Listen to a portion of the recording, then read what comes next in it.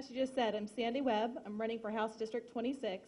And as she described before, it is a huge district.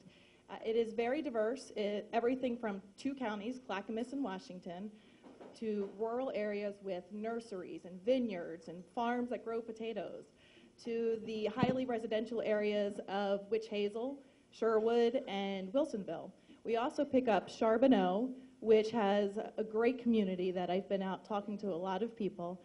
It goes all the way out to the unincorporated areas of Forest Grove, Cornelius, and out to Gaston. So when you think about how big the district is, it's also what I thought about when I decided to run for the office. It's a district that has so many different needs, 6 different school districts. It has so many different governments. When you talk about transportation or schools, if they don't have someone who's willing to get out and talk to everyone in the district and figure out what it is they need, they're not going to be represented. So a little bit about me. I'm an elder law attorney, which means I represent seniors when they're trying to get long-term care with Medicaid.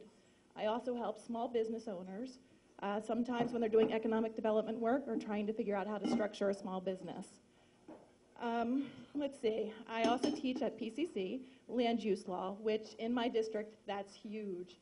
When you talk about who's going to be in the urban growth boundary and if the rules all make sense, that is something that a state legislator would do, is to make sure those rules make sense.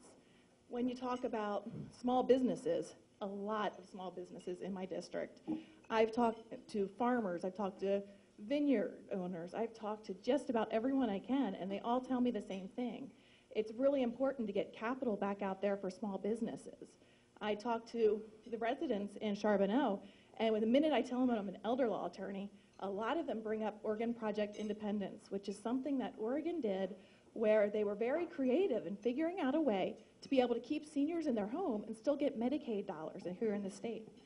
And they asked me straight out, I was really worried when they talked about cutting it last time. Do you think it's a program that you would work to save? And I say, absolutely, without question. Whenever you talk about being good government, when you talk about being accountable, one of those things isn't just figuring out which programs to cut, but also understanding which programs are those ones where you spend $1 and you save 5. And this is exactly one of those programs where if we don't spend that $250, $350 to keep a senior in the home, we might end up subsidizing part of that with Medicaid dollars, which some of that does come from the state. And when you talk about a bill at a nursing home, we're talking $6,000. But at the same time, we're also talking about dignity. We're talking about helping someone stay in the home as long as they can, to have their life, to have their community. It helps with quality of life. So that's why I'm running. I do believe that someone who goes out and talks to people, figures out what's going on in all 6 different school districts. Wilsonville, West Linn. Before I started running, I thought that this school district was so well funded and so immune to everything else. And come to find out, they're cutting 15 school days. Some of them are holidays, but 10 of them are instruction days that they were supposed to have in the school year. They might be losing some foreign language, and that's huge. When we talk about what brings a kid to school, we talk about these arts, these programs that add value to their life, that make them interested in learning. And that's what I learned, is the more I walked around my district, the more I talked to people, the more I realized that all of these separate little places had a lot in common. And now when you talk about Forest Grove School District, I was also really impressed with how they figured out how to make do with less. But then, after I hear all of the positive, and the superintendent told me, well, but we haven't been able to buy new textbooks in 7 years. And that's where you realize that, yeah, these are some really hard decisions that they're making, and I'm up for the challenge. I'm someone who makes these hard decisions all the time. I work with small business owners trying to figure out how to start up. My husband's in the Navy Reserves, so I'm home by myself a lot.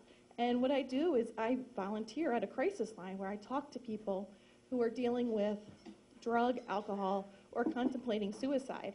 And one of the things we deal with is helping them find services, helping them find a way to be okay. And when you talk about these tough times and the programs that we talk about cutting, a lot of the times these are the things that are the safety net that we absolutely have to make sure are there. So my time is running out. Just wanted to say thank you for having me, and I'm really glad to be here. I've been coming to the program for quite a while, and it's nice to see a lot of friendly faces.